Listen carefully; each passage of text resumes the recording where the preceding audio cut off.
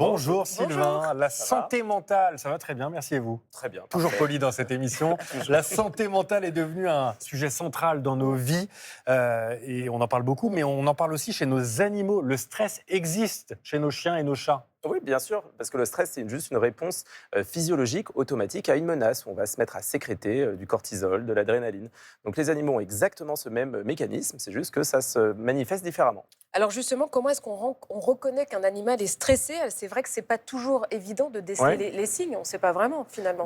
Il y en a différents. Alors on peut parler déjà de signes comportementaux. Alors ça, c'est très variable, bien évidemment, selon l'espèce. Le chien, ça peut être des bâillements excessifs, répétés, il se lèche la truffe, il peut être hyper vigilant. Le chat, ça va être, alors tout et son contraire, ça peut être il s'isole, il se cache, ou alors il est hyper agressif, il va se lécher. Mais le chat, surtout, il peut devenir malpropre. En fait, il peut se mettre à uriner un peu de partout, jusqu'à provoquer une cystite. Parce que les cystites chez le chat, c'est dans 80% des cas lié au stress, bien avant les calculs urinaires, bien avant les infections. Donc vraiment, s'il fait pipi partout, c'est pas qu'il est mal élevé ou non, ça peut être ça. Oui, exactement. Et c'est surtout ça, c'est très souvent ça. Et après, les nacs, alors les nacs, il y en a bien sûr plein d'espèces. Donc ça peut être le lapin qui se fige, le perroquet qui vous évite. Donc c'est très, très variable. Les nacs, pardon. Les nacs, alors c'est tous les rats, les cochons d'Inde. Les nouveaux animaux de compagnie. Ah, ça s'appelle les nacs. Les nouveaux animaux de compagnie. Alors c'est un globe, c'est pour ça que je dis que c'est très varié, parce que ça va du serpent à l'oiseau, au furet, au cochon d'Inde, quoi. C'est assez similaire à nos signes de stress à nous, finalement. Oui, c'est ce que j'allais Ouais, non, ça, je pensais plutôt aux autres. Parce qu'après, nous aussi, on va avoir des fois des signes physiques, on va le ressentir. Eux, pareil, ça peut être des troubles digestifs, ça peut être des pertes de poils. Souvent, chez le chat, on va avoir des chats qui vont se lécher, se gratter, tout ça un peu à répétition.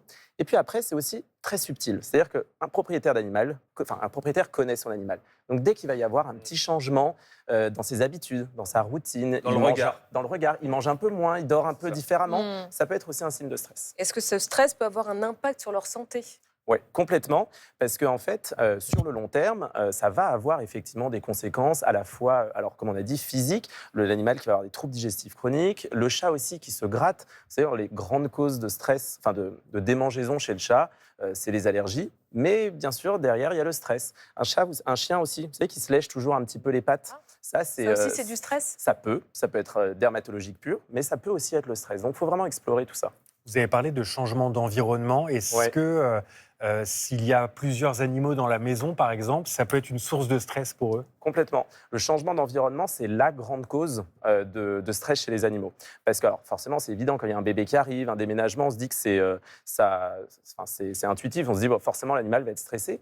Mais au contraire, ça peut être très subtil. Et ça, par exemple, pour les chats, on a beaucoup vu en consultation pendant la pandémie des chats qui montraient justement des signes de cystite, de stress. Pourquoi ? Parce que du jour au lendemain, les propriétaires se retrouvaient à la maison 24 heures sur 24. Et le chat, lui, il n'était pas habitué à avoir l'enfant qui court toute la journée à côté. Il aimait bien avoir un petit peu sa paix. C'est pas qu'il ne nous aime pas, c'est juste que ça change chez lui. Et pareil, les conflits sociaux entre animaux, le fait de ramener un autre chat dans un environnement, c'est pas forcément toujours une bonne idée parce que ça va provoquer du stress chez l'autre. Et comment on aide nos animaux, justement? Déjà, c'est identifier la cause. Pourquoi est-ce qu'il se met à stresser? Parce que il y en a certains, ça paraît justement évident. Donc, un enfant qui court derrière le chien, vous donnez l'enfant, comme ça, l'animal arrête d'être stressé. Non, mais c'est identifier justement ces moments. Qu'est-ce qui va pouvoir causer ce stress chez l'animal? Parce que c'est pas toujours évident de les mettre en évidence.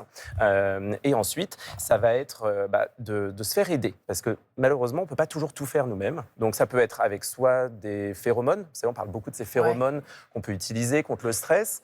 Vaporiser parfois. Exactement, chez soi, vaporiser. Ça peut être dans les prises, ça peut être dans de l'herbe aussi. Certaines herbes peuvent détendre les chats. La musique relaxante aussi. La musique relaxante.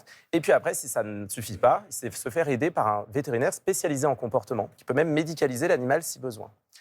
Et aussi, enfin, c'est aussi important de faire une consultation chez votre vétérinaire parce qu'une grande cause de stress, c'est la douleur. Un animal qui a mal, un chien âgé qui aurait de l'arthrose, il va être stressé. Et donc, en traitant la cause, on va pouvoir détendre l'animal aussi.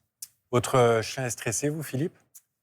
Le chien, il aime bien, il a les horaires. C'est-à-dire que quand vous rentrez chez vous, les horaires. Et dès que vous modifiez vos horaires, donc quand on est journaliste, on n'a pas les mêmes horaires, il y a un léger stress qui se passe. Je le remarque toujours. On est à deux doigts de se faire engueuler quand on rentre plutôt chez soi par son chien. C'est génial. En tout cas, merci d'avoir choisi les teckels comme témoins dans vos images. Merci. Merci Sylvain.